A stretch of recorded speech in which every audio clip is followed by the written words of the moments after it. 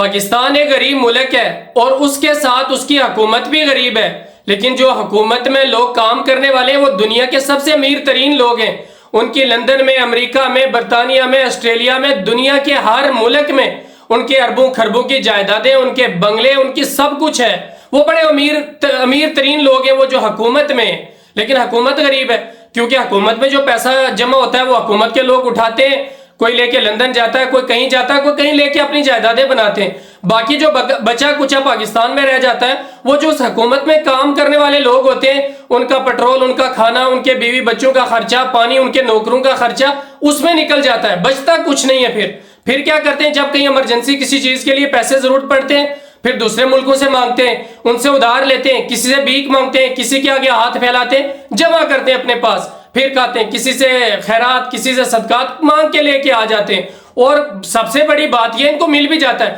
کیونکہ مانگنے کا طریقہ آنا چاہیے۔ اور اس کے بعد انہوں نے ٹیکس اتنے رکھے ہوئے پاکستان میں، اس کا پیسہ، ساری چیزوں کا پیسہ جمع کر کے خود تو یہ دنیا کے امیر ترین لوگ ہیں لیکن پاکستان کے خزانے میں کچھ نہیں چھوڑتے، ایک منٹ میں اٹھا کے لے کے بھاگتے ہیں وہاں سے۔ اور اس کی سب سے بڑی مثال امیر ہونے کی یہ ابھی جو مریم نواز ہے، وزیر اعلیٰ پنجاب کی، پاکستان کی، انہوں نے اپنا ایک بہت بڑا وہ پلین لے لیا ہے، 11 ارب کا کہ کتنے وہ پاکستانی روپے بنتے ہیں ان کا انہوں نے وہ لے لیا ہے۔ اور اس میں جو جہاز کو چلانے والے جو لوگ ہیں وہ بھی باہر سے منگائے، ان کا بھی جو نیوز میں جو لوگوں نے بہت ساروں نے ویڈیو بنائی اس میں 40-50 کروڑ روپیہ ان کی مہینے کی تنخواہ ہے، اس کا پٹرول، ان کی ساری چیزیں یہ کون دے گا؟ کہاں سے آئیں گی؟ اتنے امیر لوگ ہیں یہ، ان کے اوپر نہ جانا۔ پاکستان کی حکومت کے جو لوگ ہیں وہ بہت امیر ہیں اور ان کو پتا ہے ہمیں ایک نہ ایک دن جوتے کھانے، بھاگنا ہے یہاں سے،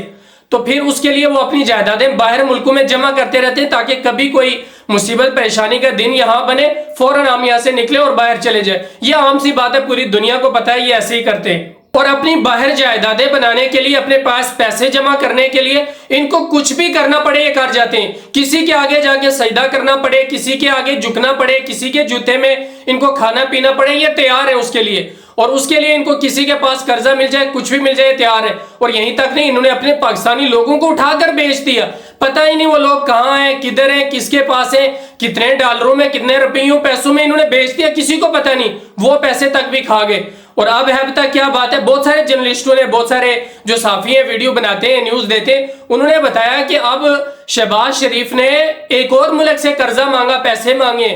اور اس نے کہا بھائی آپ پیسے دیتے نہیں ہو،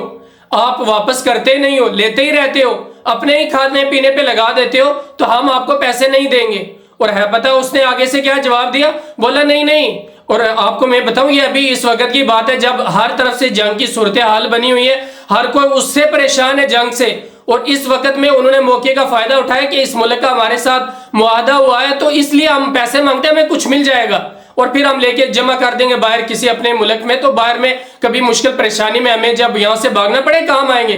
تو شہباز شریف نے جو بیان دیا نا وہ بڑا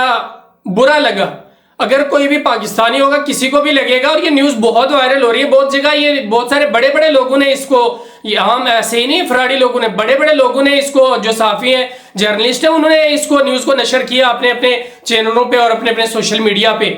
اور اس پہ شہباز شریف کو جب کہا گیا کہ آپ پیسے نہیں دیتے ہو تو شہباز شریف نے کہا آپ کے ملک میں تو ہمارے ہزاروں لاکھوں کی تعداد میں لوگ وہاں کام کرتے ہیں، تو جو لوگ ہمارے وہاں پہ کام کرتے ہیں ان کو آپ سیلری دیتے ہیں، تنخواہ دیتے ہیں، ان کے پیسے ہیں، وہ جب آپ پیسے تنخواہ دیتے ہیں اگر ہم یہ واپس نہیں کریں گے تو آپ ان کے پیسے ضبط کر لینا۔ مثال کے طور پہ اگر کوئی بندہ پاکستان کا آ کے دبئی کے اندر یا قطر میں، کویت میں یا اٹلی میں چلے جاؤ یا بحرین میں، کہیں پہ بھی کسی ملک میں آپ چلے جاؤ، وہاں کام کرتے ہیں، اور شہباز شریف کہتے ہیں اس ملک میں جتنے بھی پاکستانی لوگ کام کر رہے ہیں آپ ایسا کرو، مجھے ادھار دے دو، قرضہ دے دو، اور جب پیسے ہم واپس نہ دیں تو وہ جو ان کی تنخواہ وہاں ہوگی وہ آپ ضبط کر لینا، وہ پیسے آپ وہاں پہ رکھ لینا۔ کیا کوئی ملک کا پرائم منسٹر، ملک کا چلانے والا اپنے لوگوں کے بارے میں ایسی سوچ رکھ سکتا ہے؟ تو آپ اندازہ لگا سکتے ہیں کتنے ذلیل اور خبیث قسم کے لوگ ہیں، ان کے ذہن کے اندر کتنی خباثت بھری ہوئی ہے کہ ان کو پیسے چاہیے، اپنی جائیداد بنانی ہے، ملک باڑ میں جائیں، لوگ باڑ میں جائیں، کیا کریں، جو مرضی کھائیں۔ اور پاکستان میں بہت سارے ایسے لوگ ہیں جو اربوں خربوں کے مالک ہیں، لیکن ایسے غریب لوگ بھی ہیں، ان غریبوں کے بارے میں سوچنا ہے جہاں پہ وہاں پہ یہ دوسرے ملکوں سے قرضہ لے کے، دوسرے ملکوں سے جائیدادیں لے کے اپنے کوٹھے بنا رہے ہیں، اپنے بنگلے بنا رہے ہیں، غریبوں کا ان کو کوئی احساس نہیں ہے۔ اور پاکستان میں نہیں، لوگوں کو بیچ کے یہ کھا گئے، ان کو تب بھی کوئی فرق نہیں پڑا، اپنے بنگلے، اپنے جہاز، اپنے ایئرپلین، اپنے پتہ نہیں کیا کیا یہ خرید رہے ہیں۔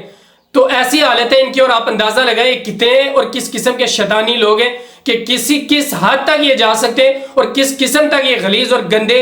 جا کے لوگوں کے ساتھ، دوسرے ملکوں کے ساتھ فیصلے کر سکتے ہیں۔ کیا کوئی سوچ سکتا ہے کہ کوئی کسی ملک کا پرائم منسٹر کسی کو یہ کہے گا؟